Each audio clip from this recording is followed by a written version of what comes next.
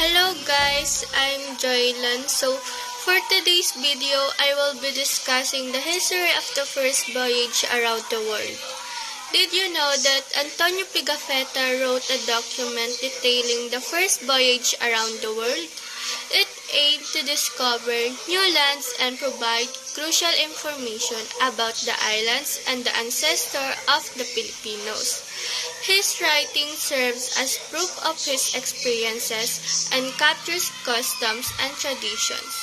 He joined the voyage to gather details and was curious about people's appearances, languages, and styles. He also aimed to prove the world is round and create geographical maps. On March 16, 1521, Pigafetta reported that they reached the island of Zamal, which is now known as Samar. However, Magellan decided to land on another uninhabited island for greater security and to rest for a few days.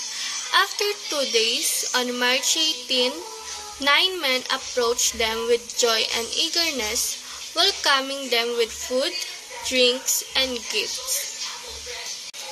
During their expedition, led by Ferdinand Magellan, the explorers, including Juan Sebastian Elcano and Antonio Pigafetta, encountered the people of Zuluan.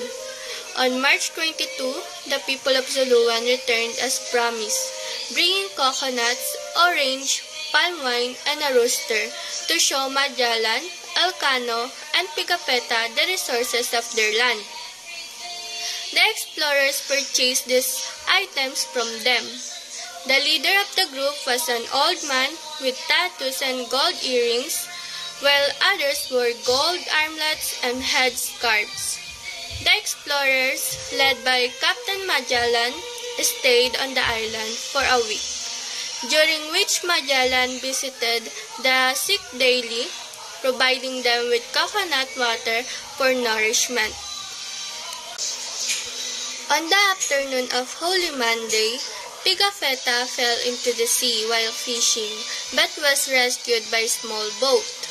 The expedition then set its course toward the west-southwest, passing by several small islands. On Thursday morning, they anchored near an island where they saw a fire.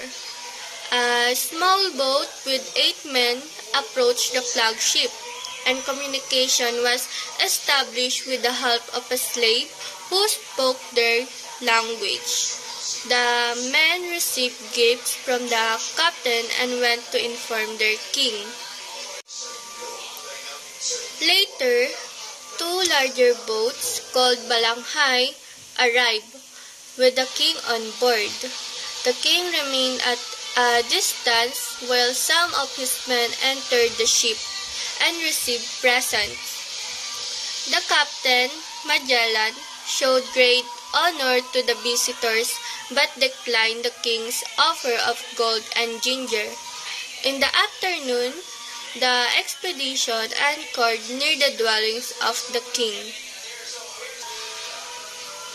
On March 31, Easter Sunday, Magellan ordered a mass to be held by the shore. The local king sent 2 dead pigs and attended the mass along with the other king. During the mass, the king kissed the cross and knelt in adoration of the body of Christ. After the mass, Magellan ordered the cross to be brought with nails and crowned in place. He explained that the cross, nail, and crown were symbols of his emperor and the planting that the cross in these lands would benefit the local people.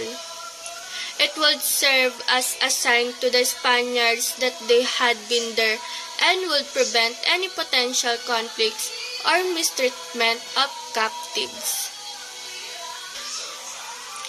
On April 7, 1521, Magellan and his men reached the port of Cebu with the help of Raya Calambu, the king of Cebu.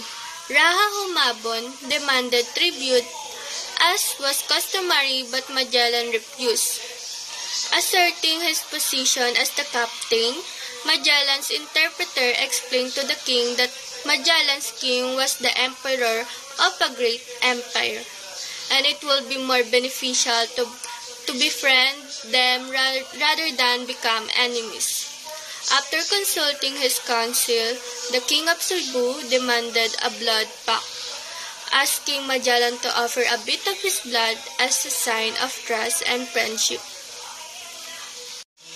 That's all for my story and discussion about the first voyage around the world.